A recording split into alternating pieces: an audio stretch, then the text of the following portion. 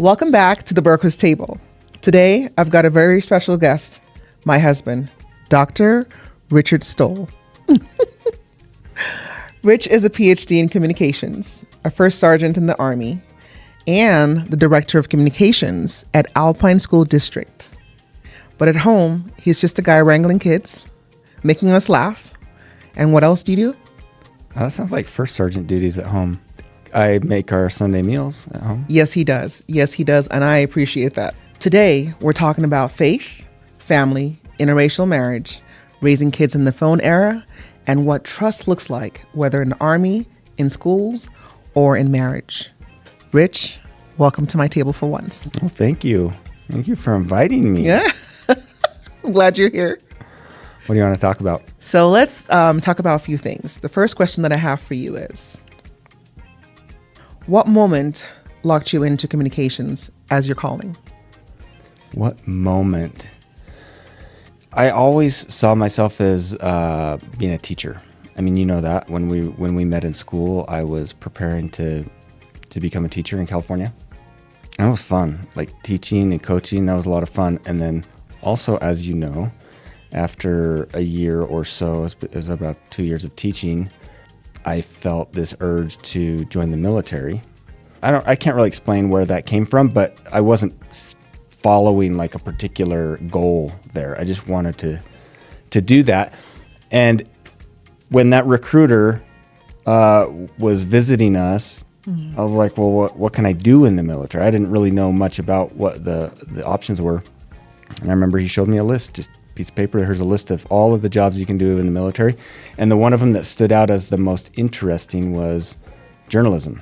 So that's what I was trained for in the military. And then, of course, I did a couple of deployments, and it just fascinated me. Every aspect of communication, the way they had us do it in the Army fascinated me. So they had us doing strategic communication. They had us doing storytelling embedded with different units, profiles, social media, some marketing, some stuff for recruiting.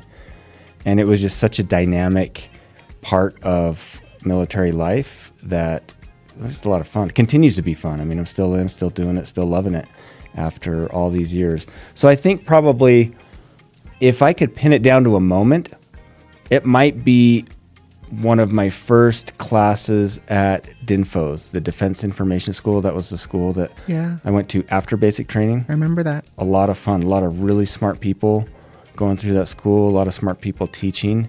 And I think, maybe there wasn't one moment, but it was just like there are moments, but accumulation of... Yeah, they build on one another. But I think that might be where it started. So I'd like to add to the fact that you said you looked at a list of things and then you just chose one.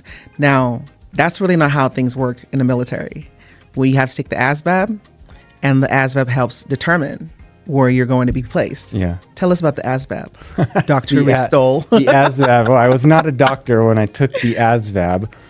I did have a master's degree in teaching mathematics, and I've only taken the ASVAB one time. I don't know if they change it up. I take tests seriously, and I somewhat enjoy taking tests. Did we catch that? He says he enjoys taking tests. I don't know anyone I've ever met in my life that enjoys taking tests. A lot of people, you talk to a lot of people sometimes, and they say, oh, I know this stuff, or I'm smarter than this. I'm just not good at test taking. I heard that from my students a lot. I'm just not good at taking tests. You've probably heard that from me as well. I am one of them. I'm the opposite. I am not that smart. I'm just pretty good at taking tests. So I think the tests that I take, they sort of inflate my actual knowledge. But at any rate, I disagree, but go ahead. You can have when that. I took the test, I took it seriously, and I scored very, very high. In fact, and I think the fact that I was teaching math at the time that I took that test really, really helped me. I mean, I just breezed through that math section, and that was probably a big weighted section of the test. But yeah, when I got finished taking the test, they score it instantly, and there's a sergeant. It's always a sergeant, right? There's always a sergeant moving you along or processing some paperwork or telling you what to do. And there was a sergeant who was administering the test, and when he it was like he couldn't believe it. He's like, wait, what? And he saw my score, and he's like, well, that's pretty good. And he like moved me on and he circled it and stuff. So when my recruiter saw that score, he's like, yeah, you can do anything you want in the Army. And I was like, sweet. Thank you. Okay, Dr. Rich does not like inflating his, blowing his own horn. So I'm going to blow your horn for you, okay? He scored a 99 on the ASVAB, right? It's the percentile. And I feel like they just took off a point just because they didn't want you to have 100%. They didn't take off a point. The 99 is the highest score. But that was really impressive. And you continue to do that every single time. I know you're a very humble person, so you don't want to make it seem like it's a big deal, but it is a big deal for me because I'm one of those individuals that struggle with taking tests. So when I see someone who has that natural gift, it's so important for me to acknowledge it and let you know how cool you are, because that is something that is not very easy for other people to do. So I will blow your horn right now and just say, hey, you know what? Kudos to you for your abilities. Thank you. What I'm not good at is sometimes these interpersonal, I'm not good at conversation, really, with people. I'm not good at managing difficult or awkward situations with people. You're very good at that. I feel like growing up, I was more introverted and I was kind of maybe in the shadows of my high achieving brothers a little bit. So naturally, I didn't put myself out there, and maybe I just made up for it on let me show them another way that I can get through life, right? Because I wasn't charismatic. Growing up, I was totally the shy one. I'd have nothing to add into conversations. I would try to avoid conversations. So yeah, I probably just spent my time scheming and trying to figure out how I could impress people without having to interact with them. Well, you definitely picked a good skill that I have seen bless us, bless your life, and bless our family. Because you're good at it. So thank you for that. Well, thank you. Well, let's move on to the next question right now. We have, let's see. Let's talk about our marriage. At what point did you realize that it was going to be a stretch, or it wasn't going to be as easy as, maybe what you thought? No? I've never thought that. Okay. There was one moment that sort of made me think in a different way, but it was never a stretch. When was it? When we they were stuffed dating. the hall with all the chairs? No. That's a good story. I will tell that momentarily. But it was 2004. I don't know. I don't think we were engaged at the time, but we were getting serious, and I talked to my dad. We probably talked once a week or something, and in those conversations, are you dating somebody or anything like that? Those kinds of things would come up. And so I told him about you, and he's like, oh, that's great. I'm glad things are going well with Esther. And of course, he hadn't met you or even seen a picture of you at that time. He just thought I was like some 83-year-old grandma. So, but I volunteered. I said, well, she's black. And I don't remember his reaction. It didn't catch me off guard. He probably was just like, oh, why are you telling me this? And then I followed it up with, is that going to matter? And he said no. And we kind of moved on. Mm-hmm. And I don't know why I felt compelled to just check. Just FYI. Yeah.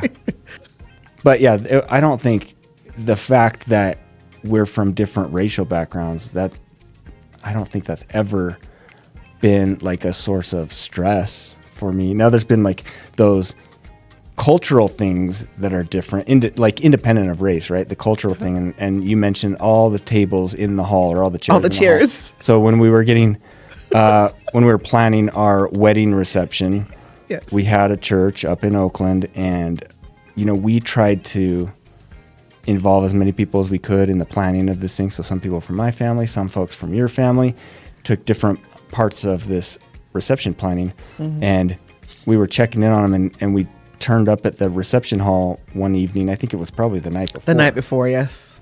And this place was stuffed with, they must have brought in outside tables. This was a pretty big reception hall, and all these round tables stuffed in there, no room to even navigate between the tables once you got the chairs in there. And And I was like, this is not kind of conducive to the type of event we want to have, where people have some freedom and they can move around and go mingle and talk. And yeah, we got in a fight with your uncle, and that was just a reminder to me that there was one thing that still stands out from that episode. He was mad that I was challenging him. I was upset that he wasn't respecting our wishes. He seemed surprised that we even had wishes that we thought he should respect, right? Mm-hmm. He just thought this was totally up to him. And I said, Uncle, this is not your wedding. And he said, yes, it is. And I realized in that moment, we just came from different perspectives, and that's helped. I mean, we haven't, no fights since then, right? With any of your. That's because we don't talk to people. I'm just kidding. Well, on that day, I think what stood out was the fact that I got to learn how the typical like LDS weddings and African weddings go. Mm-hmm. You know, with or I should say Nigerian weddings, we don't limit who can come by sending out specific invitations, and people RSVP. People just show up, and so you just plan for a ton of people. Plan for 1,000, right? Minimum, right? Yep. And then the typical LDS, like the typical Mormon or LDS cultural weddings, it's people come in, they line up, they greet people, and then they kind of walk out and they leave. Get some. They leave. They'll sit around for a little while, and then they'll leave. And by a little while, like very, very little while. Yeah. Whereas the Nigerian weddings, like people actually come to party. Yeah. Like they are going to be dancing through the early hours of the morning. They're going to be eating the whole time and just hanging out. And that's the cultural clash that we were seeing, where in my uncle's mind, he was setting up for people to come in and sit down and actually enjoy for a long while. Yeah. Yeah. I think we've navigated that pretty well. I think we have. I mean, there's been times I think that my family hasn't been thrilled with some of our decisions, and I know your family probably hasn't been thrilled with some of our decisions. But it's been our decision. It's like it works for us, and they can live with that. Yeah, we will. Okay, so we're still on the topic of interracial marriage. Yeah. I will say that when you and I met, I obviously saw that you were white, but I saw beyond that. I saw the confidence of the man who walked up to me and said, "Hi, I'm rich." And I know in that moment I thought, well, like, wow, he's really confident. Like, he just walked up to me and just spoke. And I had never really experienced that in that manner, where someone was very direct with their intentions. And I think that's why I was confused for a while when you kept inviting me to events, right? And I just kept thinking, maybe I'm reading this wrong. Maybe he just wants to fill seats. And I'm just thinking, oh my goodness, this incredibly handsome man is interested in me. And it wasn't until, again, with you being very direct in your intentions, which I completely appreciated, where we had a conversation, and it was very beautiful. I still remember that till today.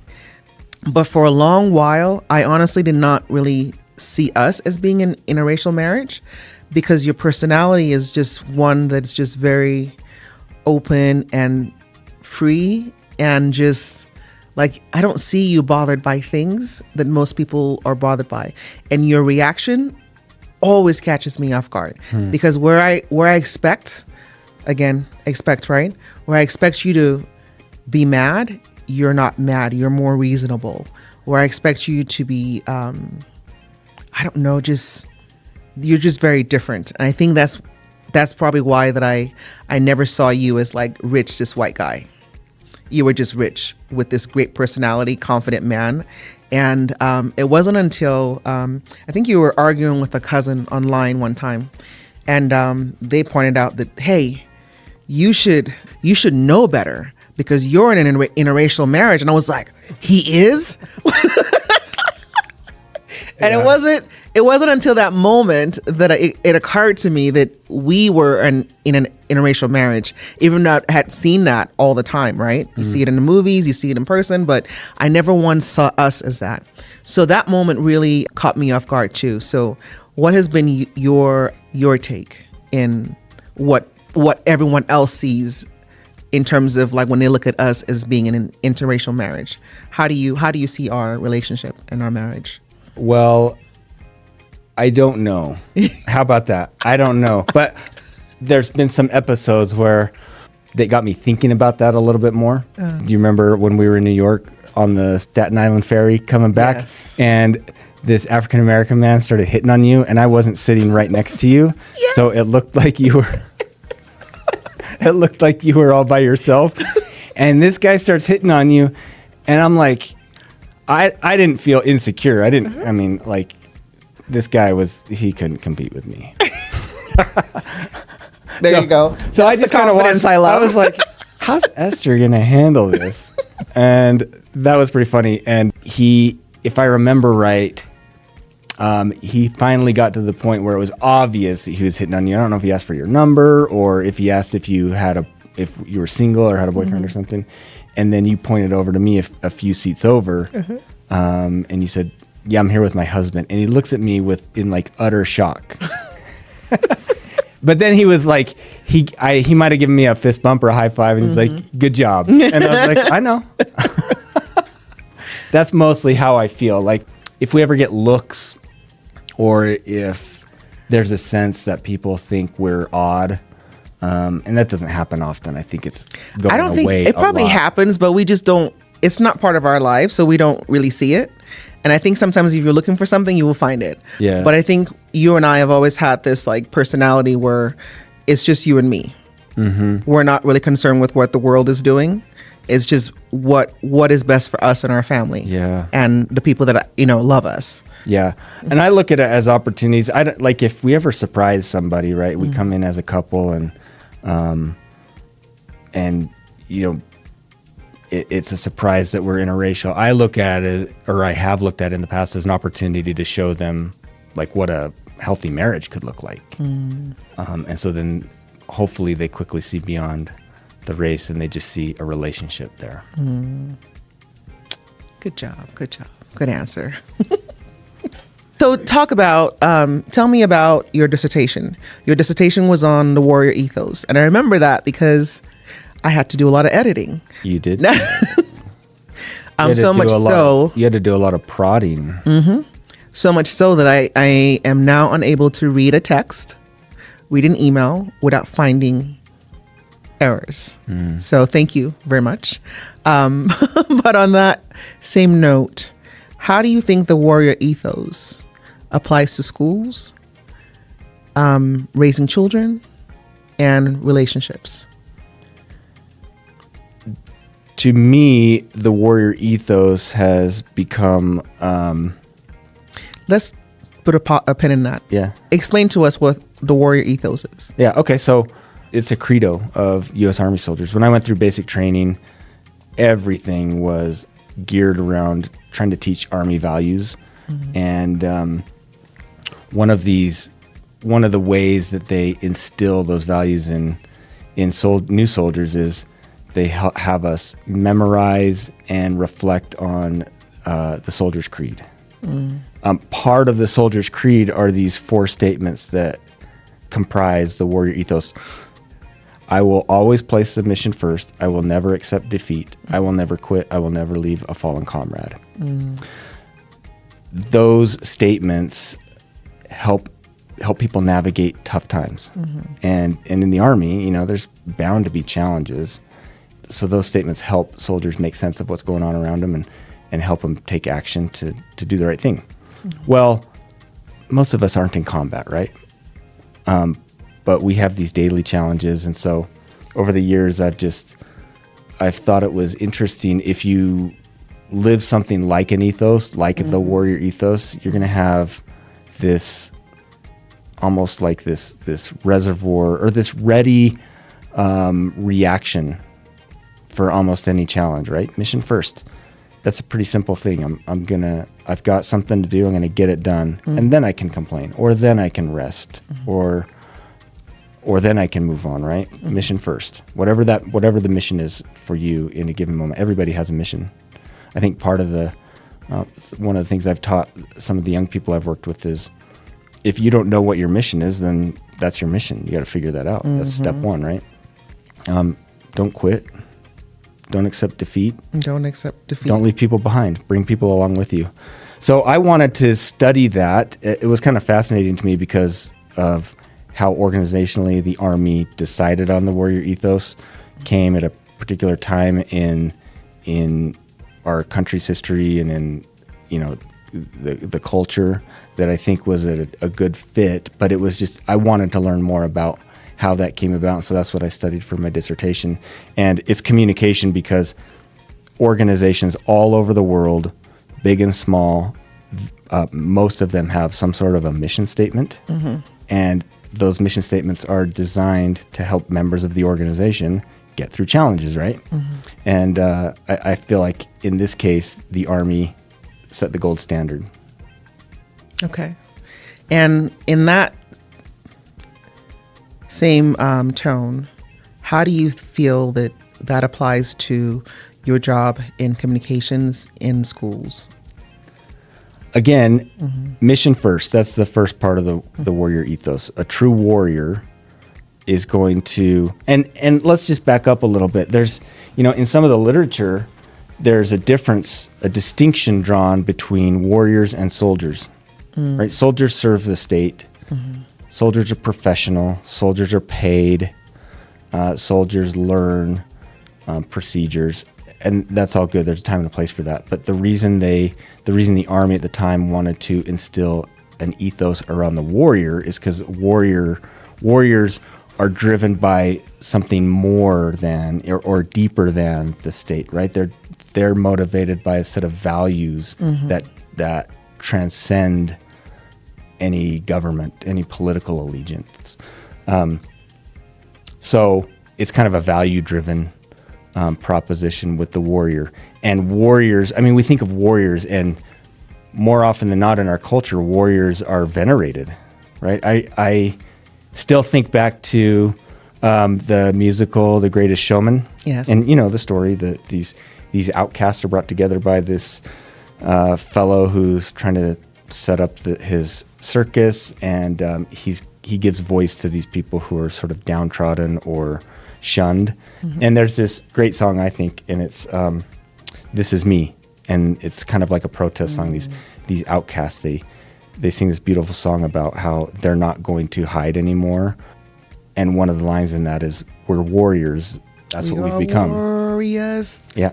Don't mind my singing voice, guys. Sing the whole thing. You sing the whole thing. So I think people look at warriors and they respect them, and they don't see soldiers, right? Warriors are people who can overcome adversity. Mm-hmm. They're fighting battles and they keep going, and they conquer whatever they need to conquer. It could be personal challenges. It could be forces against them, challenges. It could be family struggles. Warriors persist, and they fight, and they overcome. In schools, that's what we need. We need more of a warrior mindset in schools. Let's achieve. So being a warrior in a school, whether you're a student, teacher, administrator, you're putting your mission first, and you're not quitting, and you're not leaving behind a fallen comrade, right? Like if somebody's fallen behind, you pick them up and you bring them with you, and everybody finishes the race. The other thing about that I've learned from the Army and the warrior ethos helps to reiterate this is we do have a mission. Whatever our calling is, whatever we're doing in life, mom, dad, kid, student, teacher, whatever your job is, you have a mission. Mm-hmm. Figure out what it is, be able to articulate that, and then do those things that's going to help you accomplish the mission. I think people fail and they struggle in life when they lose sight of their mission and they let life push them around. Mm-hmm. Warriors don't do that, right? Warriors are living in the same chaotic, sometimes crappy environment that the rest of us are living in. A warrior will look at that and say, okay, where are my obstacles? Let me design a plan to avoid the obstacles, leverage the advantages that I have so that I can accomplish a mission. So it's you taking control of a situation and getting stuff done.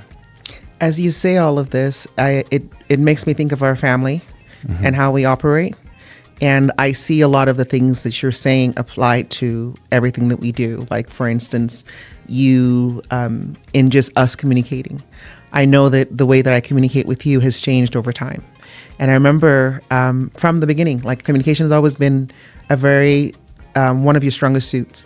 And I know that because of that, it has made me communicate better. By the way, you're way better at it than I am. I think I'm just more outspoken with it, right? The student has become the master.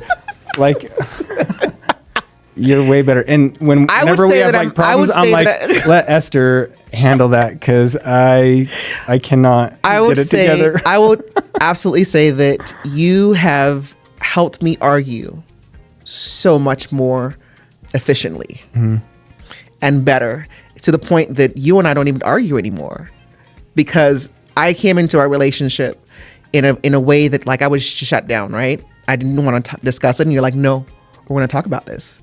And I hated it, absolutely hated it. But over time, you being consistent with that, like, okay, we are in a relationship, we want this relationship to work, so we're going to find time to talk, definitely forced me to get over my, not so much insecurities, my, like, things I didn't like. I didn't like having to address things. And because of that, it made me a better communicator. So you may have gotten the PhD, but I definitely know that I was learning along with you, and I absolutely appreciate that. Well, that dissertation is half yours, right? Right. I should just start putting my name, Dr. Esther Jackson Stowell. Well, but, I'll mention this other story that you probably remember, but for anybody listening, there was a moment towards the end of my doctoral program that I wanted to quit. Do you remember that? I know. I totally wanted to quit. It was too hard, and I was like, is it really worth it? And you just said, nope, you are not quitting. No, you're not. You wouldn't allow me, and so I appreciated that. Absolutely not. Yeah. I think You're if welcome. I was on my own, I probably would have quit. Do you remember what I told you? Yeah. Shall I share? Go for it. At that point, we had spent 7 years, right? We had spent almost 7 years or 6-7 years in this program. Before we moved out here, we had made the decision for me to start my business while you pursued your PhD. And I had started my business, and I was doing my part. And so when you said you wanted to quit, I was like, absolutely not. Either if you quit, then we're moving back to California, because that did it. That was enough. Not moving back to California. Because at that point, it wasn't so much about you anymore. It was about our children. I did not want to leave a legacy of quitting hard things. Yeah, and that was good, and I think that's a lesson that stuck with me. It's powerful for us to have those hard experiences, so we can go back to our kids and be like, you don't quit. We don't quit in our family. Right. We don't quit. We keep going. We figure out ways to make it work. Yeah. Right? It doesn't matter. It doesn't mean you can't adjust. Right. We pulled a lot of adjustments, but don't quit. And more importantly, I remember telling you, like, I'll read all your papers. I will show up in class with you. Like, I will do whatever it takes to help you cross that finish line. But you don't get to quit unless I get to have my 7 years back. And here we are. And I remember thinking, like, for me, I really didn't care about that. Like the title that you were going to get. It was about you finishing. That's all I cared about, because we are raising 2 beautiful boys and 2 very impressionable girls. And I want them to know, I don't want to just have to tell them what to do. I need them to see our actions and see what we're doing, because my mother's actions definitely impacted me and who I became, as well as my dad. A lot of the things that my dad has done in his life. What were your mother's actions that, like, inspire you? Well, the biggest one was her relationship. And even though in everyone's eyes she quit, but her reason for letting that go was so that she could be alive to see us today. And I feel like, again, that's an example of adjusting, right? She knew her mission. I think she at some point she probably decided that it wasn't her purpose in life to please your dad. Yep. She had to be true to herself. and that was her mission. And I don't think she quit the marriage. She refused to quit herself, because I think staying in that marriage would have been her giving up on herself. Absolutely. And she refused to give up. Absolutely. And that's the legacy that she left for me, and the legacy for me to stand up for myself, to just know what's right and stand up for it. I love your mom. I only met her one time, right? Yes, she loved you too. Twice. No, 2 times. Yes. Because we went to her house the second time. Your mom's so cool. Yes, she was absolutely amazing. I tell people I didn't get the opportunity to grow up with her, but so much of who she was is like in my DNA and in like so deep that like you got her optimism. She's like relentlessly optimistic. Always, every time I frustrates saw her, you sometimes though. every time I saw her, she had a smile, big smile. Yeah. I'm like, what are you smiling about? Yeah, It's she just was life. amazing. She was amazing, and she was just so humble and just ready to help everyone, But she was not not a pushover. She was not a pushover, and that was like the beautiful thing about it. And I think that's what sometimes I think that people confuse how kind I am to be a pushover, but you'll learn really quickly. That's not the case. So part of being in a marriage is being able to learn from one another. And I think you and I have absolutely enjoyed that dynamic. And one of those dynamics is my learning more about the warrior ethos and being able to apply it into my organization that I run. What was the first one of a warrior ethos? I will always place the mission first. I will always place the mission first. So when I do real estate, right? And you know that I'm a realtor, I keep the clients first, right? And I'm not saying that clients are never wrong, like one of our examples this morning, but we keep them first, and we want to make sure that what they need comes first versus our needs. And then the second one? Never quit. Never quit. I expect our employees to be that way. If there's an issue, I want them to go figure it out, go solve it. And if you can't solve it, get help. There are tools, there are people, and that is my expectation, right? Never quit. And that doesn't mean, like you said, doesn't mean that you shouldn't adjust, but you need to keep going and figure out a solution. And then the third, never accept defeat. Never accept defeat. That means if you go out there and they tell you, oh, the door is shut, find a window. Yeah. The window's shut, find a crack. Okay. And if there is no visible cracks, air is still going into that building. Find out how that air is getting in there and figure it out and get in and get the answer or solutions that's needed. Yeah. And then the last one, don't leave anybody behind. Don't leave anyone behind. I absolutely feel, and Tyler Perry said this in one of his acceptance. Tyler Perry? I'm just kidding. He's white people's favorite black man, right? Right? Is that what he is? I don't know. I have no idea. Don't get in trouble, I know Rich. he's black women's favorite black man. I don't know. Denzel Washington is black women's favorite That's black true, man. that's true. Denzel Washington, my man. But this is how it works. We get so distracted. Tyler Perry said in his acceptance speech that he realized that what he was doing was more than him, that he was helping other people come up. So when he started his studio, that was what he was doing, because he was now employing people. He went from running his own production company pretty much single-handedly to now having a whole production company while he's hiring people, not just the actors and actresses, but the people to do lighting. Yeah. People to do just like landscaping. Now he's creating an avenue for other people to rise. And I see that as my legacy. So when we talk about never leave others behind, that's what I think about. Where when I'm out here doing these things, it's not just about me. It's about the next generation, the next people that are going to be able to come up. And I am so grateful that in just this short period of time, I have had the opportunity to do that for someone, for quite a few people. And I look forward to doing more of that. So it's been beautiful to take what you do in your occupation as a soldier, and allow me to use some of that into what I'm doing as an employer. And I know that we do it as well in our family with our kids. We have something where you also instituted this in the family where we had dress right dress. And so our kids now know how to, put their shoes. They're still struggling with it. Do they really though? I feel like they know they don't do it consistently, but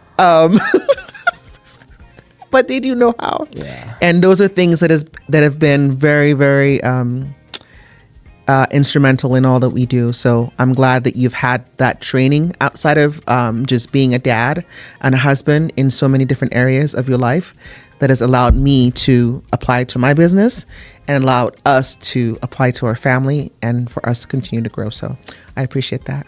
Nice. In the past, this is one thing that we do, and I thank you for it because I come with complaints and you're usually good with like, okay, how can we solve, what can we do to help the kids see what it is we're trying to teach them? And maybe that's a teacher in you, but I love it. And one of them was the no phones rule that we implemented. How did that go? We learned something. That was a while ago. And I haven't thought about that in a long time. I mean, it wasn't like this grand momentous moment in our kids, but it was an interesting experiment that we ran. And I think about, even now I'm thinking how much phone time or how much dependency on a phone is too much for our kids. Now in Alpine School District, well, the state of Utah passed legislation fairly recently that basically banned cell phones in schools during instructional time. Our district has increased the restrictions on phones in most of our classrooms. So basically our high schoolers, they can have their phones at lunch and they can have them out during passing periods. Junior highs typically can have them out only during lunch, and elementary schools, no phones. Absolutely not, yeah. I think that's pretty prudent. I always think about, like, I worry that our kids are on their phones too much or in front of a screen too much. But I think what we learned when we tried to take it away, it was really hard. It was impossible. It's sort of built into all of our routines, just the way that we operate every Alarms. day. I feel like compared to other kids, our children do very, very well. I don't feel like they're addicted. I feel like they use their phones for good stuff as well as frivolous stuff. I mean, they have their guilty pleasures that they do. One of our sons dances a lot and he records a lot of dances. I'm good with that. He's dancing and he's doing what he loves and he's getting exercise. He posts to TikTok and then he's worried about the views and the likes and stuff. And that worries me because if that's what's motivating him, I feel like that can become a very vicious cycle. But so far, I don't think it's, ruined him. But I think it very easily can ruin kids. Oh, absolutely. So we tried taking their phones away, and we realized it was like trying to hold back a river. And so we relaxed a little bit. But I think, number one, we learned there's the trade-offs aren't as easy as a lot of parents think. Oh, I'll just take the phone away. I grew up without a phone, right? And I often think, we were talking about our marriage, and when I was explaining how my dad hadn't seen like a photo of you yet, that sounds strange now, right? Because we're always taking photos and sharing them on Facebook, everywhere, and text. But this was back before we even had picture-taking phones. You and I each had a flip phone. All it did was call. I probably sent my first text, a few years after we were married. So of course he wouldn't see a picture of you. There were no pictures to see. It's strange to go back to that. Now those digital connections are so ubiquitous. It's hard to take that out. Yeah. It's like removing something. You'd have to rip it out of the body. It's like part of everything our kids do. And the trade-off there is, are they going to be left out? Are they going to be left behind by their peers? We don't want to do that to them. We don't want to make them the weird kids, Like, it wasn't weird growing up to not have a cell phone. If they had to go to school. Well, once everyone started having cell phones, if you didn't have a cell phone, it almost seemed odd. Yeah. Yeah. So now as parents, we're navigating that, and it's just challenging. And, it's easy to criticize parents who go too far in one direction, but parenting is just hard, and it's every day you're making 1,000 decisions, any one Constantly. of which could have some pretty big consequences for your kids. So, And the bottom line is you're never going to know which one will be the one that that breaks the camel's back. But one of the things that I've learned with all of that was, instead of trying to keep them off of the phones, we teach them how to manage the phones. That is, what to watch on the phones, what not to watch on the phones, how to communicate on the phones, what not to communicate through the phones. I remember we talked about, filming. Make sure that things that have your location aren't visible on there.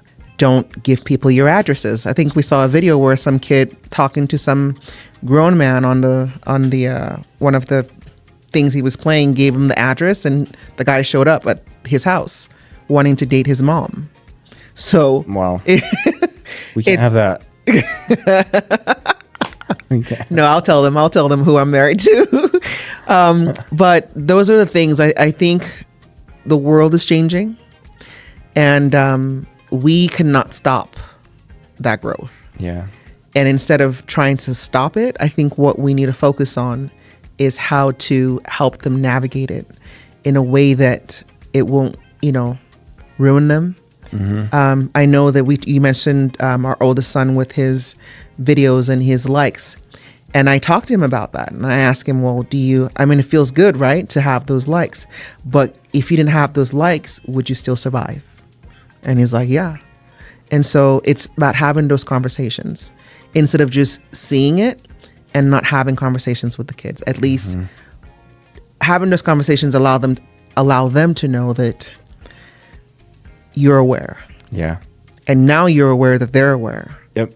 And if they have an issue, it could be discussed. And I think lots of different things motivate different people, and the likes and the views in and of themselves aren't a bad thing. What I think is scary for parents is that those algorithms and the way that those platforms are set up can very quickly, because everything's so fast, right? You can post a video and instantly you're getting likes and stuff. And I've actually been impressed with Joseph. He's got some videos with lots of likes. And I'm like, sometimes You're I'm watching impressed. stuff. I'm a little scared. I know. But we'll work with it. But it's so fast that feedback loop is happening so quickly with the kids that it perpetuates or it encourages obsessive behavior, right? Like, it's one thing to publish a book and then you see how many people buy it over the course of a few weeks. And you can like get excited about the sales or disappointed by the sales. Or if you're, one thing that motivated probably us growing up is working out, right? You see that motivated you. It takes time to see results though, right? Like, you start to feel better and you don't really notice it. And then 6 months later, you might look in the mirror and you're like, oh, wow, I'm a different person now. But because these things are happening 2-3 times a day, that feedback loop is so much tighter now. Instantaneous. That it drives every behavior, or for those who get obsessed, it can drive everything they do, right? They cannot think about other things other than how to get the next like or how to get to that next level. That's the scary part. So I do think one thing that we've learned is you can tell the kids to put the phones down. We're going to have a day without phones or just a few hours without phones. Let's go outside and hang out in the yard or go for a walk or something. That's fine. People are, like you said, they'll survive. What are some things that we have implemented? And when I say we, it's really you. Again, I am so grateful for you for that, because you come up with these things where you come up with substantial things for us to do. Well, for about the last 6 months, we've been getting these status reports from our kids. So we always have these family meetings, and I love those meetings for the most part. It's just a way to come together, remind kids that we're still there. They can't wander too far away without us bringing them back in, right? And we can check in with them, and they're just very practical meetings. Recently, we've implemented this reporting system that we call SF squared, SF. So S is what school. The other S is sleep. One S is, or one F is family, and then friends. So they need to report on those 4 things. And all they have to do is, it's good, right? So they'll say like, school, okay. Friends, good. Family, good. Sleep, not good. And then you and I can follow up later and correct that because sleep is super important. So I think that's been helpful. That was inspired because you and I went to couples retreat, like a relationship workshop, marriage workshop. It's also nice to be able to tell them that we're constantly working on stuff, right? We're trying to learn and improve. Again, more action, less talking. Yeah. Just show them what you're doing. I know when they give us their status report, they don't really say much, but I think what I love about it is the fact that they know that we're asking about these things. And because it's so structured, it'll be memorable to them, right? Because we do care. We do care about their sleep. We do care about their friends. We do care about school. And we do care about the family and how they're getting along with one another. One thing you've done really well is you've taught our kids to be honest. Yes. I did not grow up in an honest home. I mean, and if my parents heard this, they might be disappointed. We were not taught to lie. It wasn't like that, but it was like I did not share feelings. So it wasn't honesty. It wasn't that I grew up in a dishonest home. It was okay to not be fully candid all the time. And you've taught our kids to be candid about everything. I mean, the stuff that Joseph will talk to us about. Too much. It's like, I love it. I love that opportunity to connect with him and to influence him. But I'm like, I would never have shared that with my dad growing up, right? Different era. But I think that's a credit to you because even, you can have these conversations with all of our kids about hard things or uncomfortable things. And I have no problem with that. And they have it. They get through it. Yeah. I'm not as good. But I think that for me comes out of like a necessity, right? Because I didn't have that opportunity to even say anything, not even uncomfortable things, just to just speak freely. And, I tell them the story of when I came to the United States. I never once had the opportunity to just speak up and ask why or what's happening. Well, and you do that like with your clients and with your business partners too. You just let them know exactly what you're thinking. But the thing that is impressive is there's never any hard feelings, right? You can deliver bad news with a smile. I can't do that. Well, thank you. I don't have the patience. I don't have the patience to sugarcoat things. Yeah, it saves time. It saves time if we spend time beating around the bush. Like that's like what the most valuable thing we have on this earth is time, right? So I want to use my time very, very wisely. And so if we're sitting around and someone is spending 3 hours with something that they could have accomplished in like 30 seconds, I'm going to be upset because you just wasted 3 hours of my life. So get to the point. And I do get like that, after a few seconds of giving me this flowery. Yeah, flowery. Okay, that's another thing he does very well. I'll have to tell you guys about this one more time. That's another episode.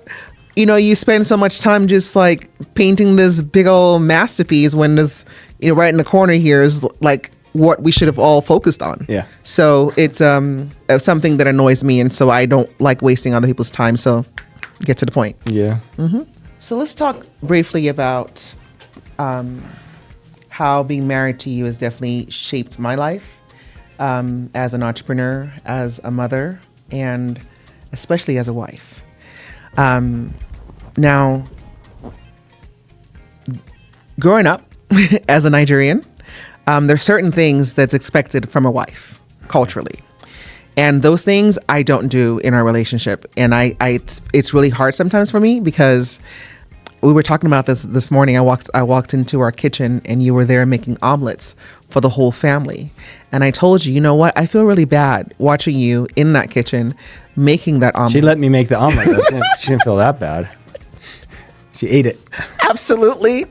But then we talked about it, and you said, what did you say? You said, I said, so you don't feel bad. I said, what are you going to do with that guilt? With that guilt? Said, nothing? Nothing. Absolutely nothing. But then you gave me a chance to kind of ponder why I was feeling bad, and to even like just to think about what I'm really feeling. Is it that I'm feeling bad because I don't feel guilty? I appreciate you doing that. So what it came down to was shame. I was feeling shameful because I grew up with the notion that the wife cooks and prepares food for her husband. And, the husband comes back from work and is like, there's this plate set up for him and he just comes and eat, and we even bring him water to wash his hands. And then he just gets up and goes and sits down and watches TV and then goes to bed. Well, so do you feel like that I've kicked that habit out of you because I don't like Nigerian food? Well, that's one issue. Like, one reason you don't like Nigerian food. So like the preparation of like the big feast is not even there, because secondly, you don't eat a lot. Like, you don't eat like the typical Nigerian man. Like, they would have their mound of fufu and like, so that's two. And then half the time when I remember I used to call and say, hey, you gonna be home? And thinking, oh, you might want something to eat. And you're like, no, I already got McDonald's. Well, what's funny is I think about this. It goes back to the mission first attitude. What is the goal of eating? Right? When you're coming home from work, maybe this is like overthinking it, but the goal of eating most of the time is to get enough calories in for you to go another day. Doesn't have to be fancy, right? It's more it's a practical thing. It's a necessity thing.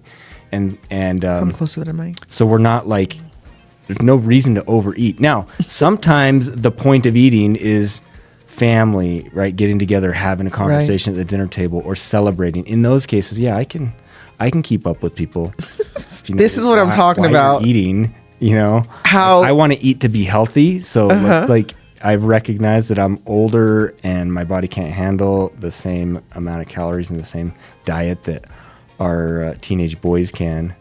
And I look back on those days fondly when I could put it down, a couple of double cheeseburgers, no problem, like our kids can do. I don't miss it though. I'm like, I don't need that. That's not what I need at my stage in life now. So you don't have to feel shame anymore. Well, that's one of the reasons why like it's been difficult. It used to be very hard, initially for me to switch from that, because what I realized now that I was feeling was shame. Like, what if a Nigerian person walked into my house and saw you in the kitchen cooking? Like, what would they think? Well, I'm at the point in my life where I don't care what they think, so that's fine.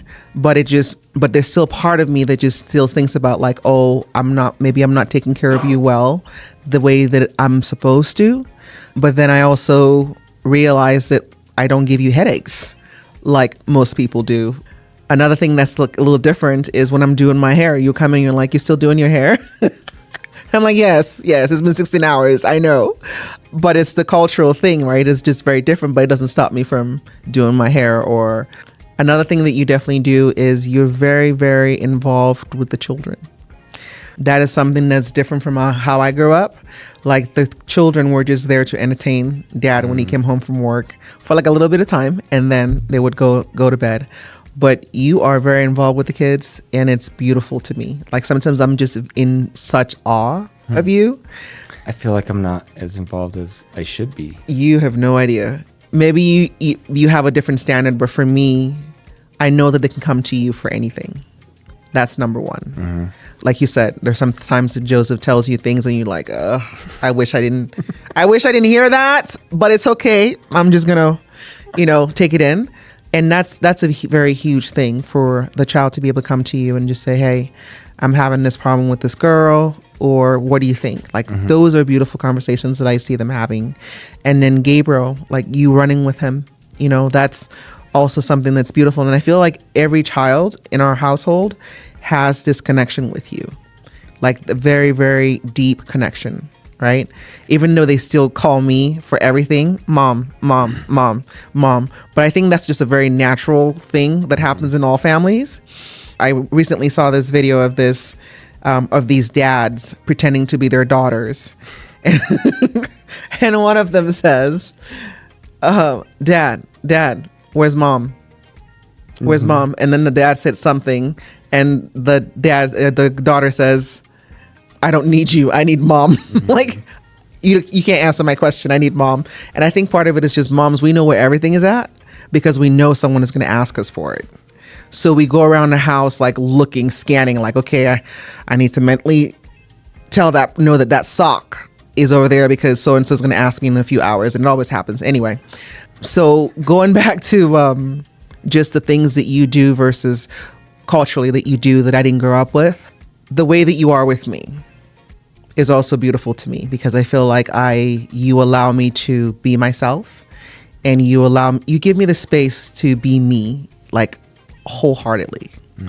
And I don't feel like there's anything that I want to accomplish in this life that you will ever have a problem with. And perhaps it's just that you trust me and you see like my value and qualities. So I don't give you like questions to like think that I'm going to do something dumb, but I enjoy that. I enjoy the space that you give me to do those things. And so like we're sitting here at my podcast and running my company, but it's all ours, right? And I don't know how do couples survive like being so worried about each other all the time. I mean, I feel like we give each other space. I think it would be too stressful if we were always keeping tabs on each other and up in each other's business. I mean, you're running your business and you're talking to people, and I can't keep track of it all. It's a lot. I mean, I'm aware of what you do and we check in, but it's not like, there's often times when I'll come home and you're gone and I'm like, where's mom? And the kids are like, you're also asking, where's mom? I think she went to a meeting, and I'm like, okay, she's doing her thing. Right. Yeah. And it'd be so much energy for me to know exactly what you're up to all the time and what you're getting out of it. Right. I don't know how people could stress themselves to death if they try to maintain that. And you're the same way. Like, I'm busy with stuff. You're generally aware of what's happening, but there's times when it's like, oh, I got to go out of town for drill this weekend. And you're like, oh yeah, that's already coming up. Okay, we'll adjust. Maybe it's just first of all, I think we've been very like flexible. Yeah. Because knowing that there's no way we're going to have a tight plan on everything. And that's what's kept our relationship healthy, is we have just the right amount of flexibility and allowance for each other to do our own thing. Yeah. I remember whenever you're out of town, your parents will call me and said, oh, where's Rich? I'm like, I have no idea where he is, but he is somewhere that he's supposed to be. And there are times I used to feel bad at the beginning, but now I think they know, so they don't even bother, but they still ask. And sometimes they know where you are before I do. But I know where you are, and I just have to look for it. Yeah. But I don't need to have it on the forefront of my mind to be able to give that answer whenever anyone asks for it. I chuckle every time they ask me that, because it's just like, I should know. And that is a legitimate question. But there's too much going on. I'm trying to keep track of those that I am in care of at the moment, right? I need to know to pick up someone from crew or from school or from visiting a friend. So right now I can only deal with what I can control. And Rich is a grown man. If he can't figure out his flight and his sometimes I worry that I can't. I don't. But I trust you to handle your business, right? But anyway, so that's just been like a lot of the things that the differences that I have seen in our relationship, and how I think being married with you and the flexibility that I have to be myself has been really, really great. One more thing. I would say that I knew that you were someone that would allow me not allow me, but someone that would give me the space to be me very early on. very early on. And I think that was one of the things that attracted me to you, because you were in school, I was in school, you were doing something completely different from what I was studying, and you also worked, and somehow we were able to have a relationship. We were able to date and still do those things independently. So you never once asked me to drop out of school so I can have babies and, you know, take care of our babies. You never once asked me to start a family when you knew very well that I wasn't ready for that. So those were the things, and those were the things I dealt with in other relationships. So just that simple, like. Well, you're welcome. I don't know. I can't like empathize with somebody who would think otherwise. Like, why wouldn't you want to marry someone who's independent and powerful? What doesn't that makes me better? Makes our family better whenever, you know, that's going to happen. So like, to me, it just felt natural. But you want to do. You add to each other's cup. You don't subtract. Well, one person's filling each other's cup. And I think that's what we do very well, is that the support. We don't compete. Not at all. We complement. Yep. Yeah. Yep. I can't even compete with you because your strides are way too long for me. And what I try to figure out is, how do you take 2 steps and I'm still on my 2 steps, but way behind? That's what I'm trying to figure out. So, but I appreciate you not competing or making me feel like I needed to be in competition with anything, but always being very complimentary to each other. And I hope and pray for many more years of this to come. You got because, it. Oh, you are the cutest. You are the absolute cutest. So we mentioned before at the beginning that you are the Director of Communications for Alpine School District, which is one of the largest school districts in Utah. Is it the largest it's one of? Okay, it's the largest school district in Utah. Yeah, it's one of the largest in the country. It's the largest in Utah. Wow, go ahead. Again, I'm learning something every day. But here's the thing. Recently, there was the shooting, the assassination, essentially, of Charlie Kirk at Utah Valley University, which is near in Alpine. That's in our district. In Alpine district. So if you lived at Utah Valley University, you would be in one of our school boundaries in Alpine School District. Tell me about how that has affected you as a Director of Communications for that school district. Yeah, well, being the Director of Communications for a school district is never dull. It's an incredible job. I love it. It's a challenge every single day. It's a very dynamic position. When I took that job, and I think most people that have equivalent roles would agree, the thing that scares me the most is a school shooting. That's what we have to be prepared for. It probably won't happen. Statistically, it probably wouldn't happen in one of our schools. But that's the thing that would scare me the most in terms of like being a challenge for the job and making things harder for people by getting the communications wrong. I was driving back to the office from a 9/11 event on the 10th. When I, on our emergency chat, started learning that there was an incident at Utah Valley University, which is right next door to one of our schools. And so we were just following procedures. Everybody was getting information. Our school was put on secure at that moment. And so when I saw that come through the chat, I pulled over and I knew I had to pay attention to this and figure out what was going on, because we had to get communication out. As those details emerged, we recognized that we were in the middle of probably one of the biggest news items that this state has ever seen, and something that ended up being international news. And so the pressure was on, and we had our procedures. We have a great team in Alpine. It got tense, but we were able to use our procedures and our relationships to work through those challenges, get the messages out to parents. Essentially what happened was 5 of our schools were placed on a secure status because there was this gunman on the loose in proximity to many of our schools. And so we had safety procedures. We had to communicate that out to parents. I mean, a lot of parents were really stressed out, right? Upset. Part of it is because it was so violent. I mean, episode itself, I don't know how history will look back on the episode itself in terms of like the cultural and political implications, but it was just sheer violent, right? And so that impacts us because we had, come to find out, we had students at the event front row, right? They like took the school day off to go see Charlie Kirk speak. We had employees, I think, who were there. We had UVU students who ran to our school property looking for shelter, cover.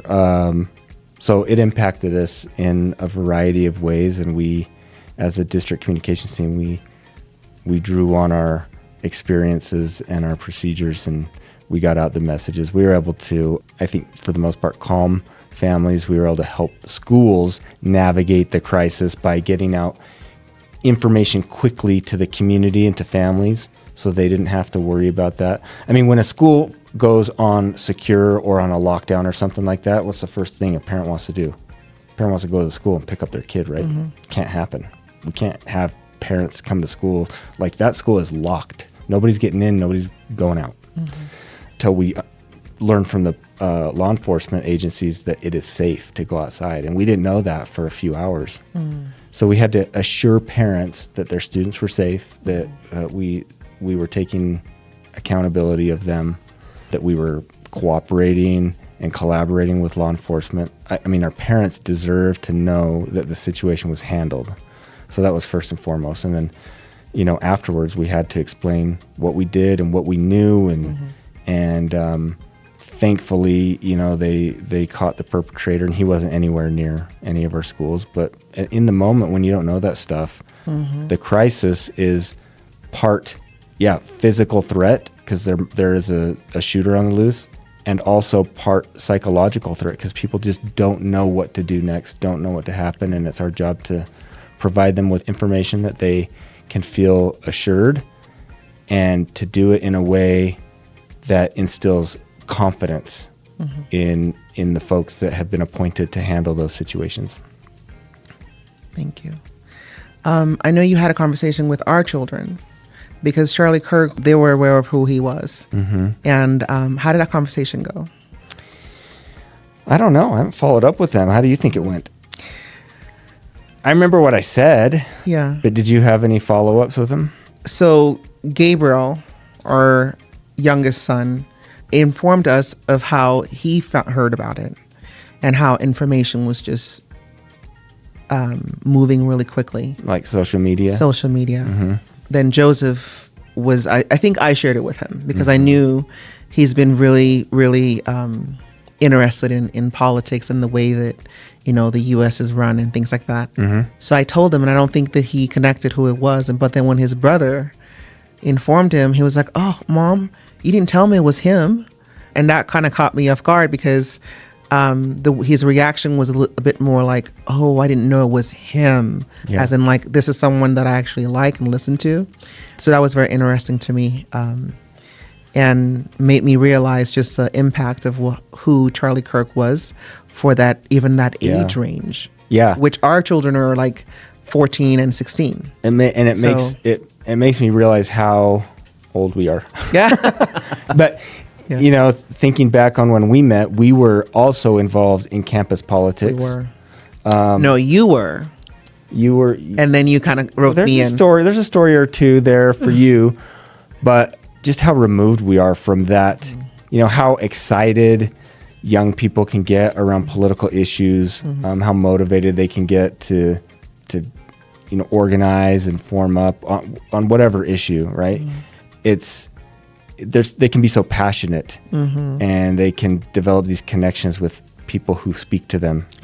So Charlie Kirk, I mean, I wasn't necessarily a follower, but I had to empathize immediately. A lot of people in our community were devastated by that. I mean, it was like somebody that they admired a lot was gunned down in public in the middle of the day. And I think that was that sort of trauma sort of spread throughout our community, and we had to be very sensitive to that in our communications and really just take that out of it. I mean, we're not taking a side we're not endorsing anything that any particular person said, our priority was to make sure everybody knew that our students were safe, while recognizing that many in our community were even more impacted because they felt some sort of a connection to Charlie Kirk. So yeah, interesting situation. Whenever something happens tragic that impacts our schools and we have to put out communication for it, it's something that we think deeply about. So it could be an act of violence like what happened at Utah Valley University. It could be a suicide. I mean, teen suicides are a real thing, and we have way too many of our students who take their own lives, and we have to deal with that from a communication standpoint.